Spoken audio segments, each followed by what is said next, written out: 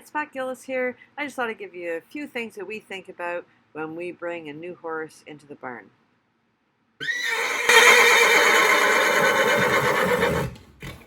So one of the things is, first of all, if this was a horse that I wasn't sure about the farm that she came from, I would probably want to have her a little bit more secluded than this, a little bit further away, maybe like kind of a quarantine, as best as I can make it. If you don't know where the horse comes from, you don't want them bringing in some kind of illness that will pass through the rest of the herd.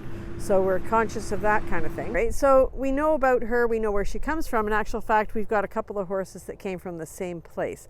So one of the things that we like to do whenever possible is we put her in this field, and I'll just show you. And over here are the girls who are going to be her friend. So we sort of have this paddock divided in half. It gives us a little bit of a chance for them to kind of talk over the fence rather than if somebody takes a real dislike to each other and pounding the heck out of somebody. At least this way they get to meet before they actually get to touch one another, if that makes sense. I mean, they can reach over the fence and say a little hello, but so the horse that you're seeing right there, Mrs. V, she knows this horse from the other farm. And so she really wants to get to meet her again, which is good. I'm not so sure about Tommy and Hannah, the other two in that paddock. The other horse that she knows from the other farm is this one, another polo horse. So Stretch was pretty interested in her last night, doesn't seem to care right now, because they're really just across the hall from each other here. Did I say your name is Blueberry? Yeah, her name is Blueberry. It can be a little unsettling for us if it's raining and a horse gets running around. They're more apt to fall down. I mean, obviously, it's not much you can do about it, but I'm always happy when it's a dry day or not a snowy day or icy day when we get a new horse. She didn't choose to run around too much, maybe just a little bit first thing, but she's pretty settled.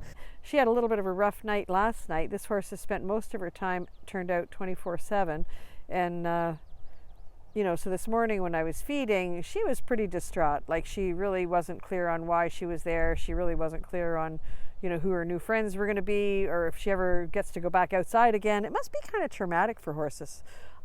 Now, this little horse, Blueberry, she does have a little blemish here. I'll show it to you.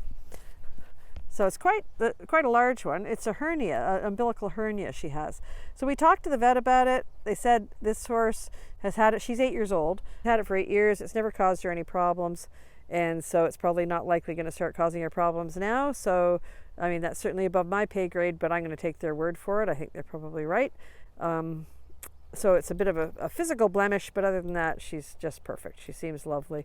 So those are kind of 3 things that I would consider or try to work through if you can, is that, first of all, you want to make sure the horse is healthy, or if you can, quarantine it for a little while just so you don't spread whatever they might have to the herd.